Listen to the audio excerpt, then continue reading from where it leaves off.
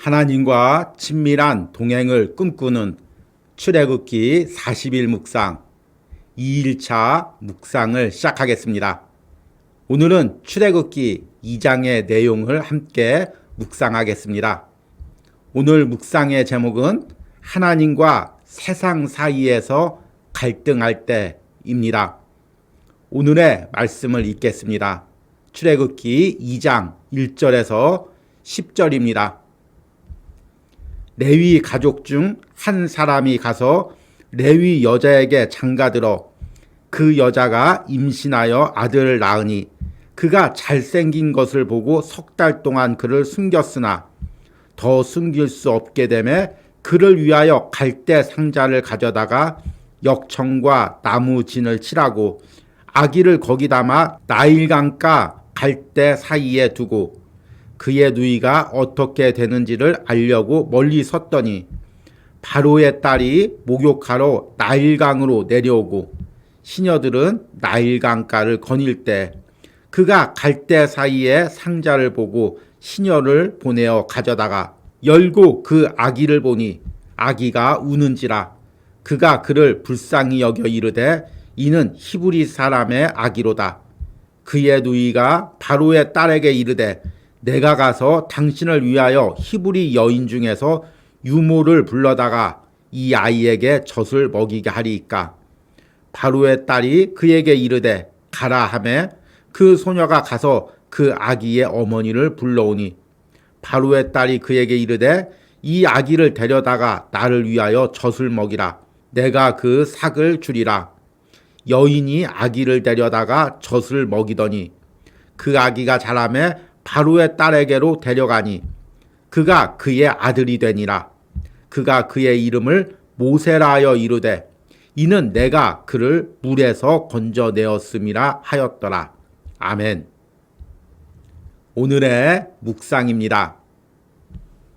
내가 처음 하나님을 인격적으로 만나고 목회자로서 소명을 받은 것은 고등학교 때였습니다. 그 후 신학대학교를 진학하려고 노력했지만 하나님은 나를 먼저 일반 대학교로 인도하셨습니다. 이 또한 하나님의 섭리가 있다고 생각해서 일반 대학교에서 공부를 한 후 신학대학원을 진학하려는 계획을 세웠습니다. 그런데 그곳에서 참 좋은 사람들을 많이 만났습니다. 나를 인정해 주시는 교수님들과 나를 형제처럼 대해주는 선후배들을 만났습니다. 그들은 내가 군대를 갈 때 같이 울어주고 때로는 먼 곳으로 면회도 와 주었습니다. 내가 복학했을 때는 누구보다도 반갑게 나를 맞아주었습니다.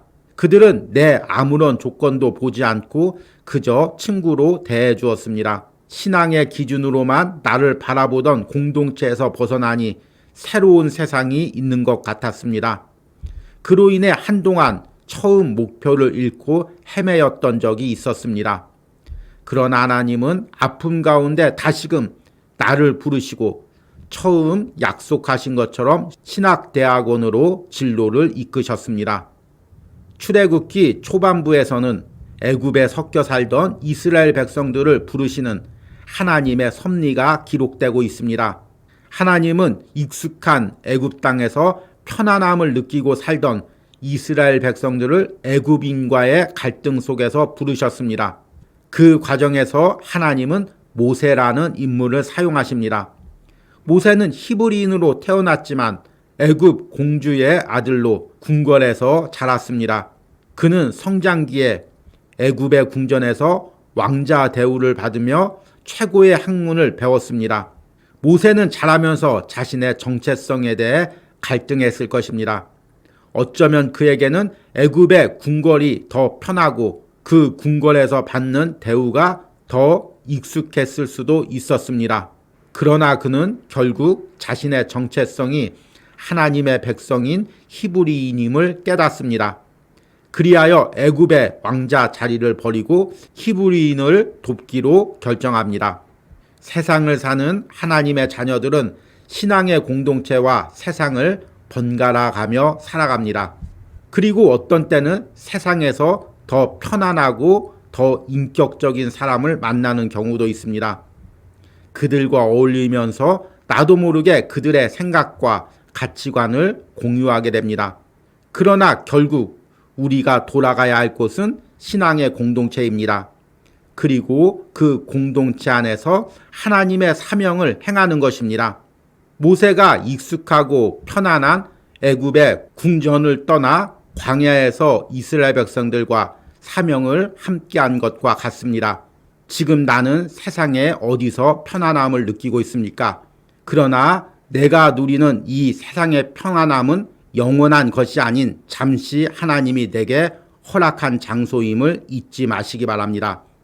그리고 때가 되어서 하나님이 부르실 때 주저없이 그 음성을 따라가시는 은혜가 있길 바랍니다. 아멘. 오늘의 묵상 해석입니다. 오늘은 출애굽기 2장의 일부분의 말씀을 읽고 출애굽기 2장에 대한 제 개인적인 묵상글을 나누었습니다. 출애굽기 2장은 우리가 잘 아는 모세에 대해서 이야기하고 있습니다. 모세가 어떻게 태어났고 어떻게 자랐고 하나님께 소명을 받기 전까지 광야에서 어떻게 살았는지를 이야기하고 있습니다.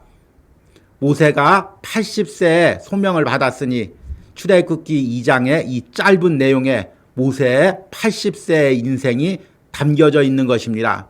출애굽기 2장에서 모세의 생애를 크게 세 부분으로 나눌 수가 있습니다. 첫 번째는 모세가 태어나서 나일강에 버려지고 바로의 공주에게 발견되어서 애굽의 궁전에서 자라는 과정입니다.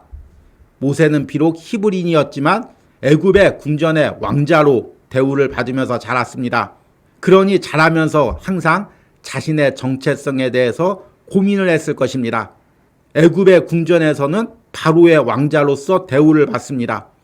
그리고 당연히 바로의 왕자로서 대우를 받는 것이 더 편안하고 더 안락합니다. 여러분 같으면 이런 대우를 받으면 어떻게 하겠습니까? 끝까지 애굽의 궁전에서 편안함과 안락함을 누리고 왕자로서 대우를 받겠습니까? 아니면 내 신앙의 본질인 히브리인으로 돌아가서 하나님이 주신 사명을 감당하겠습니까? 모세는 성장 과정에 그리고 청소년 시절에 계속 이 부분으로 고민을 했을 것입니다. 이렇게 모세는 두 가지 정체성에서 갈등하며 성장 과정을 거쳤습니다. 두 번째는 모세의 장성한 시절입니다. 그는 결국 애굽 왕자의 안락한 생활을 버리고 동족을 위해서 싸우게 됩니다. 그리고 그 과정에서 애굽인을 죽여서 도망자 신세가 됩니다. 그리고 마지막 부분은 이제 광야에 이르러서 이드로의 사위이자 십보라의 남편이 되어서 40년 동안 장인의 양을 치는 삶을 사는 것입니다.